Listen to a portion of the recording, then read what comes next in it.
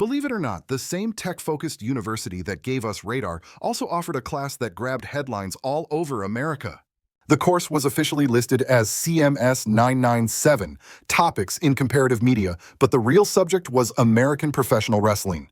And sitting right at the center of this highbrow study was a 7-foot French dropout who never even finished high school. We are talking about a guy who drank 7,000 calories of alcohol a day while his body was slowly destroying him from the inside out. His name was Andrei Roussimoff, better known to the world as the legendary Andre the Giant. But seriously, why would one of the most prestigious genius factories on Earth waste time analyzing a pro wrestler? The answer actually says a lot about how we view culture performance and the stories we tell ourselves about being human. So here is the real story behind MIT's fascination with Andre. Please like the video if you want to see us cover more legendary icons. It really helps the channel grow. To get why Andre ended up in an MIT syllabus, we have to travel back to 1950s France. In 1954, a philosopher named Roland Barthes wrote a game-changing essay that later landed in his 1957 book, Mythologies. This piece completely flipped how intellectuals looked at the wrestling business forever. He titled it, The World of Wrestling. Barthes hit up small venues in Paris and realized the mainstream critics were wrong. Wrestling wasn't failing to be a sport. It was a spectacle, and spectacles have a totally different goal than athletic contests. In real sports, the score is everything. Who wins, who loses. The thrill comes from not knowing the ending. But Barthes noticed that in wrestling, the point isn't to win. It's to perfectly go through the motions the crowd expects. A wrestler's job isn't winning matches. It is strictly performance. That was a wild concept in 1957, back when wrestling was seen as lowbrow trash for the uneducated masses. Barthes flipped the script, comparing wrestlers to characters in Greek tragedies and the ring to an ancient stage. He argued that a wrestler's body is basically the key to his entire character. Just like in classic Italian theater, the wrestler's look perfectly predicts their behavior. Basically, one look tells you if a guy is the hero or the villain before he even throws a punch. That essay became a Bible for cultural studies. It allowed professors to finally take wrestling seriously as a cultural performance mythology in the flesh. And honestly, nobody embodied that mythology quite like Andre the Giant. Born May 19th in Coulommiers, France, Andre grew up in a tiny town called Moulins as a totally normal, beautiful baby. His brother Antoine described him as just a regular kid before everything went sideways. At 15 years old, he started growing, and he just never stopped. He had acromegaly, a condition caused by a tumor on his pituitary gland pumping out massive amounts of growth hormone.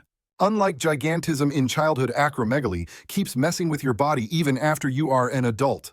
The bones get thicker, organs swell up, and your own body basically becomes a prison. As a grown man, Andre stood somewhere between 6'9" and 7'2", though promoters always billed him at 7'4". He weighed over 500 pounds at his heaviest and rocked a size 22 shoe. A regular beer can looked like a dollhouse prop in his hand, and he had to drop out of school at 14 to work the family farm. His size made him a beast at manual labor, but it made living a normal life a nightmare. He famously said that nothing is built for a giant, admitting he needed a pencil just to dial a phone because his fingers were too big for the buttons.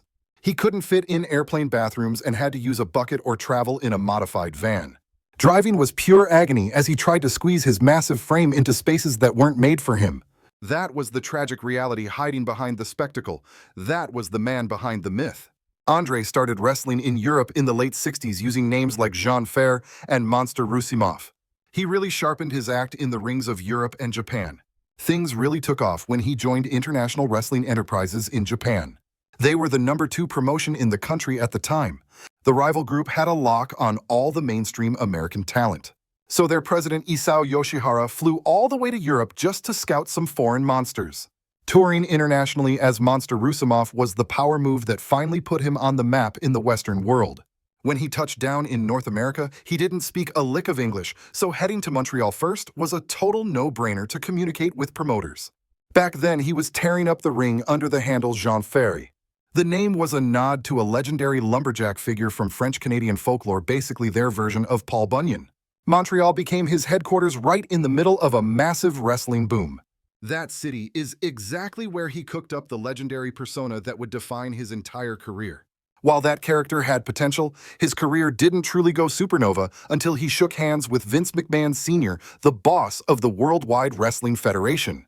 That was the exact moment Andre transformed into a worldwide icon.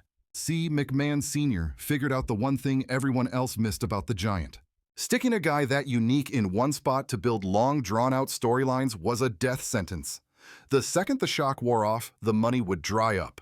You can't keep people's jaws on the floor if they see you every single Friday night. The novelty factor was the puzzle they had to solve.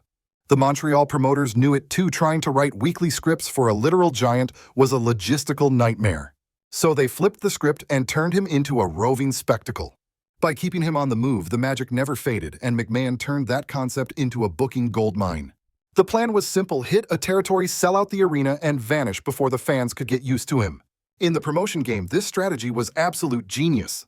With 32 different territories buzzing when he arrived from Europe, he'd spend less than 2 months in a region before packing his bags for the next payday.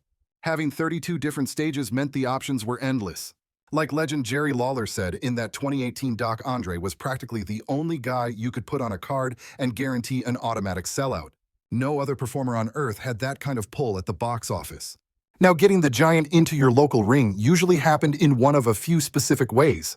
Promoters would fly him in to spike attendance for massive events like the Superdome Spectacular in New Orleans or Stampede Week up in Calgary.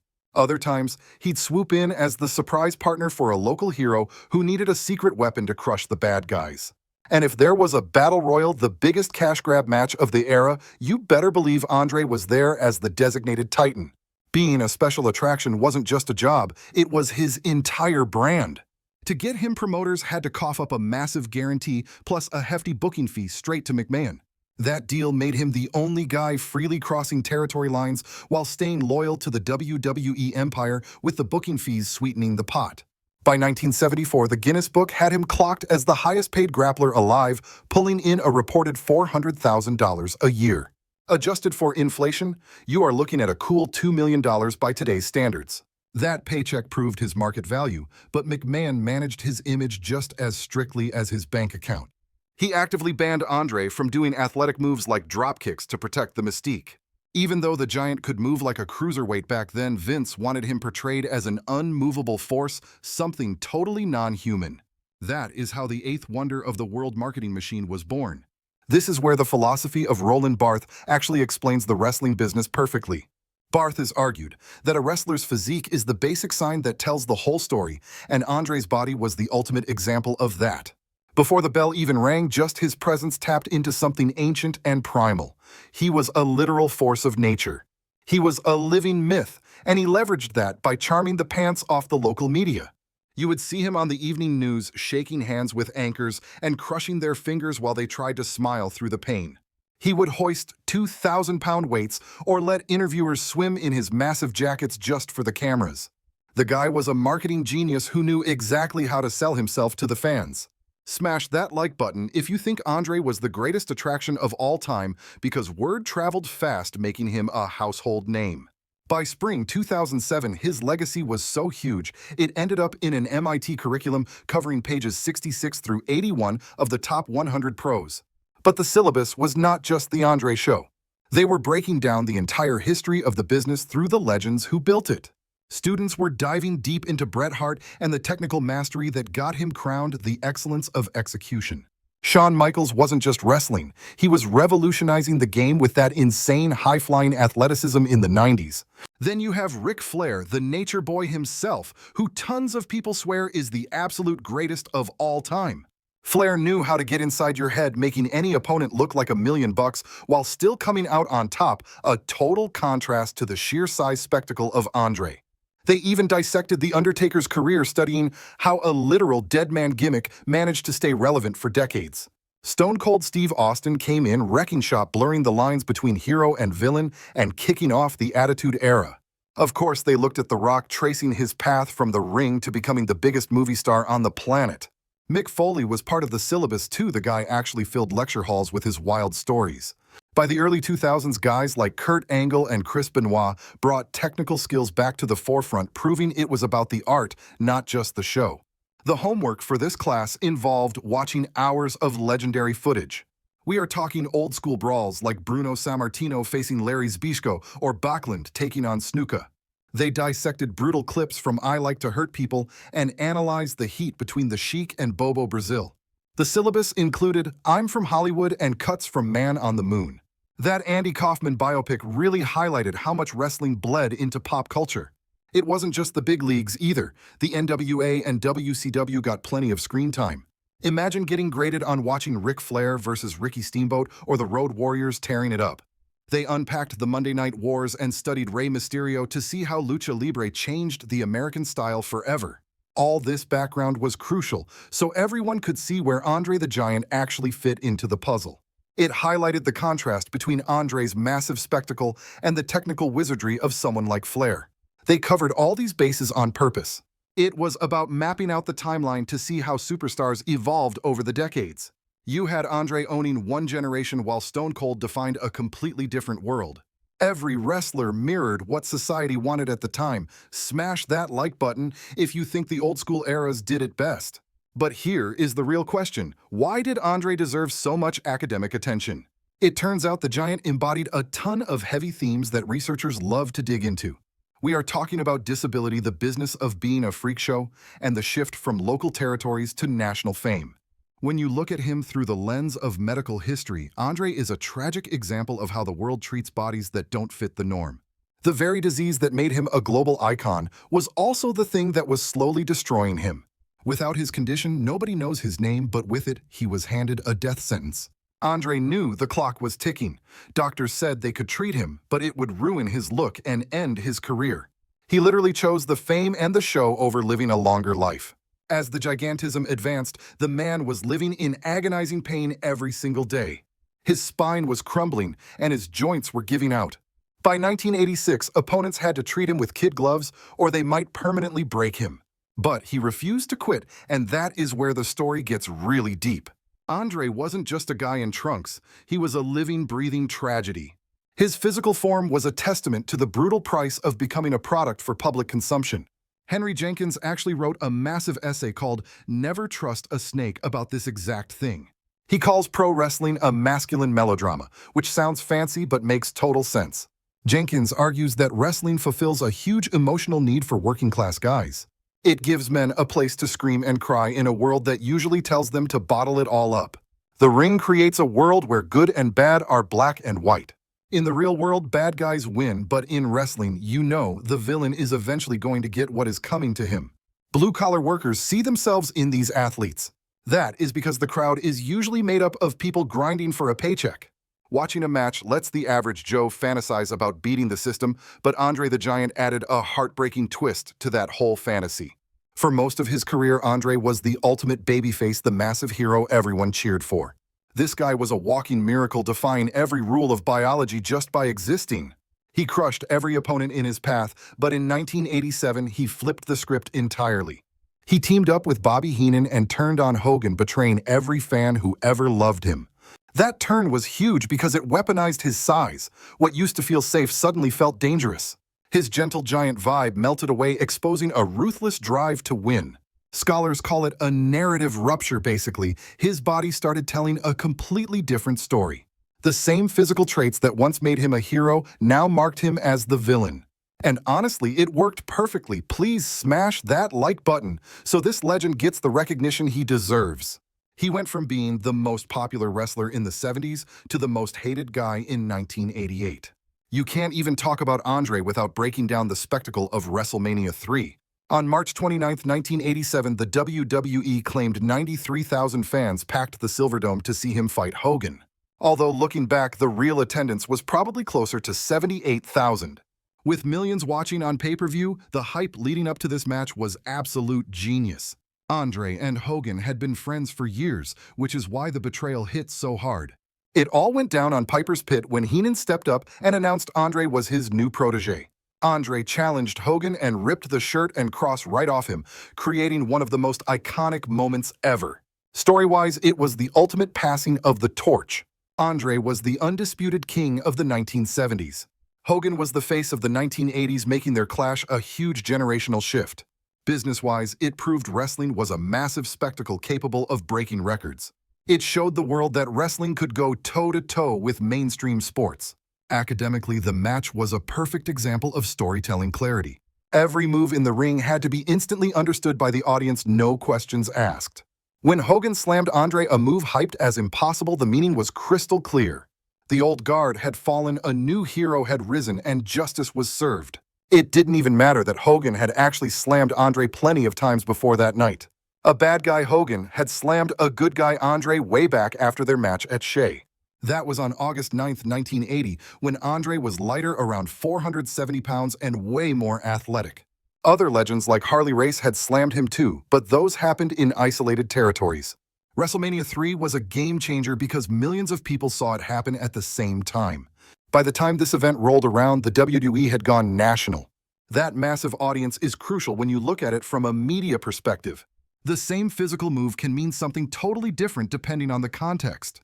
A slam in a local arena is a local story, but a slam at WrestleMania is a national myth coming to life. People are still studying Andre's career way beyond the wrestling ring. Dave Meltzer, whose newsletter was Essential Reading, covered Andre extensively in his books. Those tributes are basically required reading for anyone interested in wrestling history.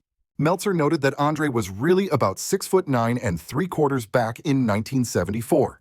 While they billed him at 7'4", his international career before the WWE was the real story. He explained how opponents had to be super gentle with Andre by 1986 because his body was failing.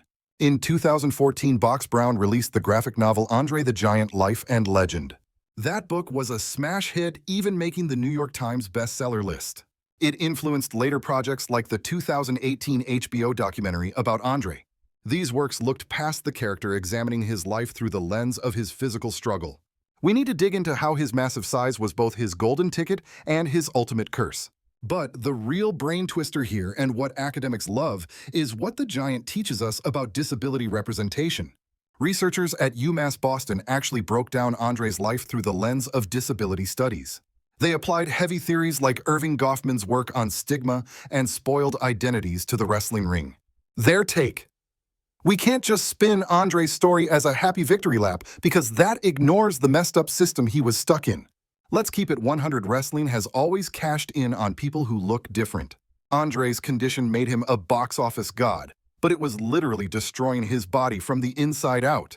It's a huge ethical mess. Did the business save him by giving him a life he couldn't get anywhere else? Or did it chew him up and spit him out until there was nothing left? Honestly, it's probably both. Hit that like button if you think the industry demands too much, but remember, Andre chose this life. He turned down life-saving treatment because it meant ending his career. He chose the fame and the family he found in the ring. But the business is brutal. It demanded he perform even when he was in agonizing pain. He had to keep being a mythological creature even as his mortal body was falling apart. That tragic tension is exactly why scholars are so obsessed with him. He's not a simple story. He's a complex puzzle with a million different tragic pieces. When legend Mick Foley spoke at MIT, he dropped a truth bomb. The real world is faker than wrestling. Sounds like a punchline, right? But the professors actually agree with him. See, wrestling admits it's a performance. It doesn't lie and pretend to be a legitimate sport. We know the winners are picked beforehand. We know the feuds are scripted. The secret is out, but we watch anyway. We scream for the heroes and boo the villains. We pour our emotions into stories we know are fake. Now compare that to the so-called real world. Political debates. Just bad theater. Reality TV, heavily edited fiction. Even the news cares more about being entertaining than being informative. Influencers sell fake lives on social media. At least wrestling has the guts to admit it's all an act.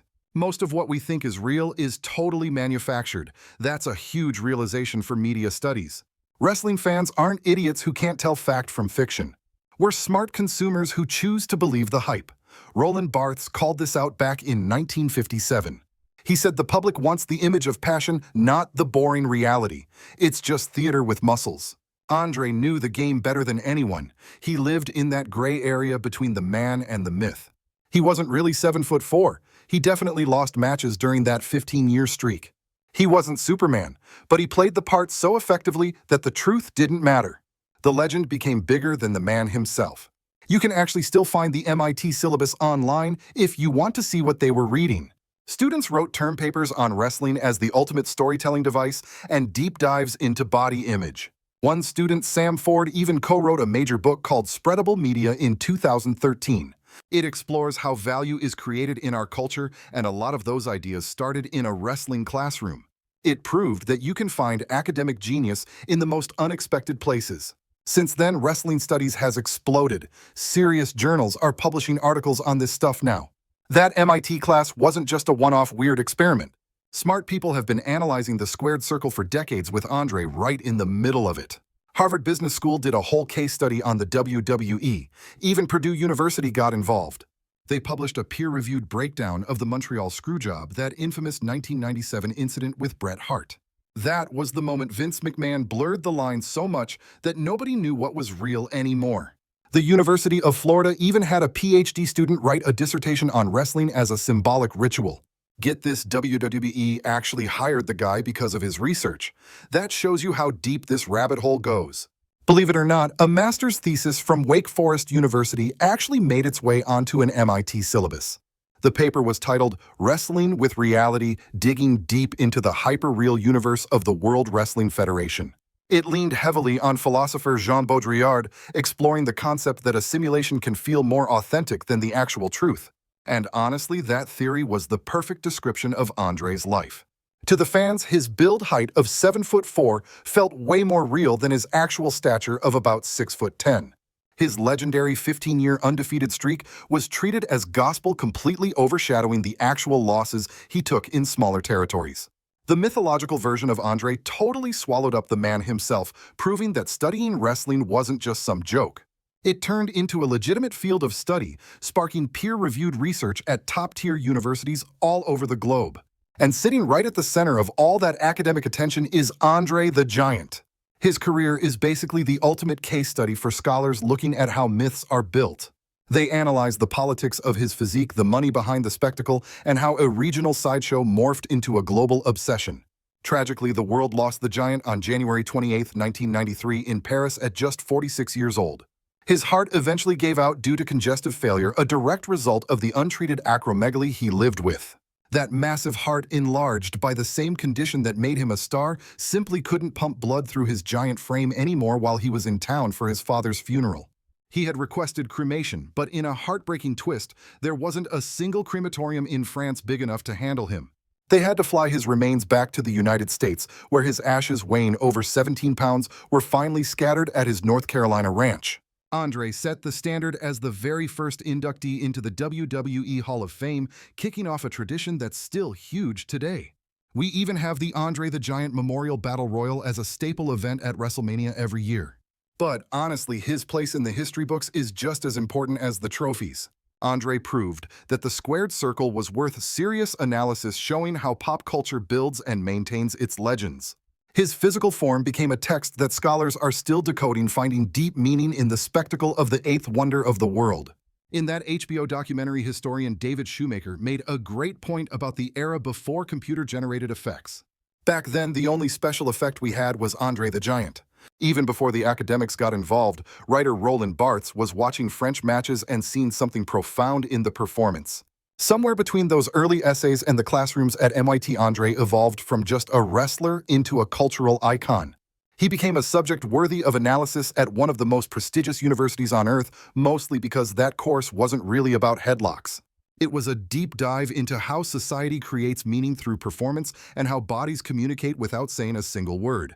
It explored how technology shifts the narratives we share and changes the way we tell our stories. Wrestling was just the lens they used, and Andre was the perfect example to look through. When students broke down his career, they were learning to decode culture. When they studied his heel turn, they saw how broken narratives impact us. And when they looked at his deteriorating health, they had to face hard questions about disability, exploitation, and the heavy price of fame. Graduate student Kate James noted that she never felt the need to defend the class or explain its worth to anyone. She felt the value was obvious to anyone actually paying attention, even though Andre never stepped foot on the MIT campus. Sadly, he passed away 14 years before that specific course was ever created. But his spirit was all over that syllabus because his career was the blueprint for everything they were trying to learn. His body was the ultimate puzzle for students trying to understand how we read cultural symbols. Andre was a man in constant pain who chose to become a legend, a human being who transformed himself into a living myth. He was a massive presence that communicated something powerful to millions of people who never even met him. He was worth studying at MIT because at the end of the day, looking at his life teaches us something about ourselves. Whatever you do, please hit that like button if you think Andre's legacy deserves to be remembered forever. His story reflects the myths we build, the bodies we celebrate and exploit, and the narratives that shape our worldview. That is exactly why one of the world's smartest schools spent time analyzing a pro wrestler who didn't finish high school. And that is why decades after we lost him, Andre the Giant is still a subject that demands serious thought. Just remember what Mick Foley told those MIT students: the real world is actually much phonier than wrestling. Sometimes the most honest stories out there are the ones that admit they're just a performance.